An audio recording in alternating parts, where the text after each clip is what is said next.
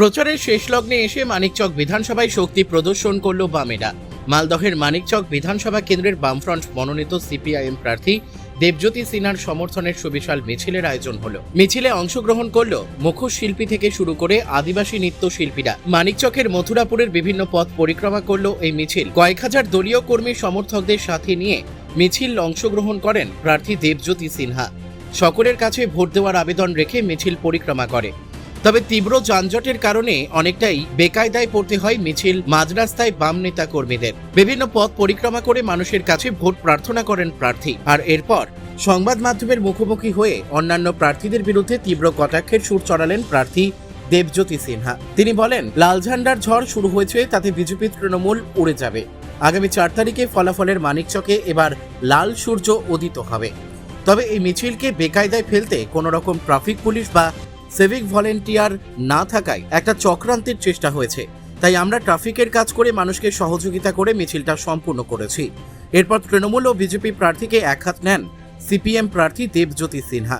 এরাও চেয়েছিলেন এই ধরনের একটা কর্মসূচি হোক, আর আজকে জনস্রোত মহা মিছিল।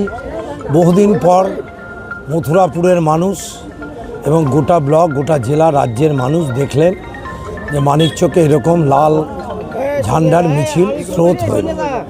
এবং আমাদের কার্যত হচ্ছে যে 7-8টা গ্রাম পঞ্চায়েতের জমায়েত, যেহেতু সেলিমদার জমায়েত ছিল, এবং কালকেও ভূতনিতে রোড শো আছে, সেখানেও মানুষের ঝড় উঠছে। এবং এই ঝড়ে তৃণমূল বিজেপি উড়ে যাবে, এটা নিশ্চিত আছে। এবং 4 তারিখে যখন ফলাফল বেরোবে, মানিকচকে এবার লাল ঝান্ডা, লাল সূর্য উদিত হবে। কোনো আমরা তো সুবিধা পোর্টালে সব কিছু করে পারমিশনটা নিয়েছি, জানে যে আমাদের একটা বিশাল জমায়েত হবে। কোনো সিভিক নাই, কোনো ট্রাফিক নাই, কিচ্ছু নাই, একটা পুলিশ নাই। এমনিতেই বিকেলের দিকে মথুরাপুরে গাড়ি ঘোড়ার সমস্যা হয়। আমাদের কমরেডরা ভলেন্টিয়ার সেজে, আমি সহ, আমাদের নেতা কমরেড শ্যামল বসাক সহ, আমরা ট্রাক, টোটো সমস্ত কিছুকে, যাতে মানুষের অসুবিধা করে আমাদের মিছিল না হয়, তাতে যদি মিছিলে ব্যাঘাত ঘটুক, মিছিলে মানে যদি কিছুক্ষণ দাঁড়িয়ে থাকুক, কিন্তু মানুষের সমস্যা তৈরি করে আমরা কিছু করিনি। মানুষকে আগে সাহায্য করেছি যেতে। এমনকি যানজট হয়েছে, সেখান দিয়ে অলিগলি হয়ে মানুষ গিয়ে একবারে বাজারের পরে মানুষ সমবেত হয়েছে।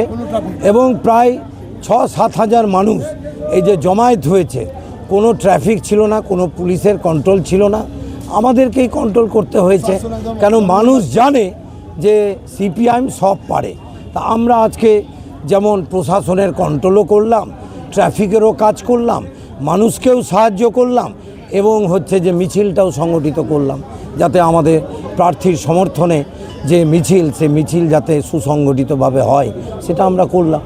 শূন্য বলে যারা বলছে সিপিআইএমের কিছুই নাই, একজন বলছেন তৃণমূলের প্রার্থী যে উনি মানে দাঁড়াতে পছন্দ করেন। তাহলে আমি আপনাকে বলছি, আমি প্রথম গ্রাম পঞ্চায়েত মেম্বার হয়েছিলাম, তারপর 2বার বামফ্রন্টের যেহেতু আসন সমঝোতা হয়নি, আরএসপির কারণে হেরেছিলাম। আর গত টার্মে ওই তৃণমূলের প্রার্থী 2:30টার সময় এসে আমাকেই বলেন, দাদা বাঁচান, আমার এজেন্টরা পালিয়ে গেছে। বিজেপির প্রার্থী 2018 সালে ভোট লুট করেছে, এবারও করতে পারে। আমি তো সেই চেহারা দেখেছি।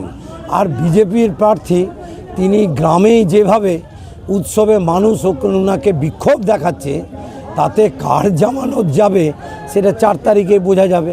মানুষ ঠিক করে নিয়েছে, ভোট সিপিআইএমের কর্মীরা শুধু করছে না, মানুষ করছে। সেই কারণে মানিকচকে মানুষের পার্টি, মানুষের দাবি নিয়ে সিপিআইএম জিতবে, মানুষই জিতবে। মালদা থেকে পরিতোষ সরকারের রিপোর্ট, কুলিক নিউজ।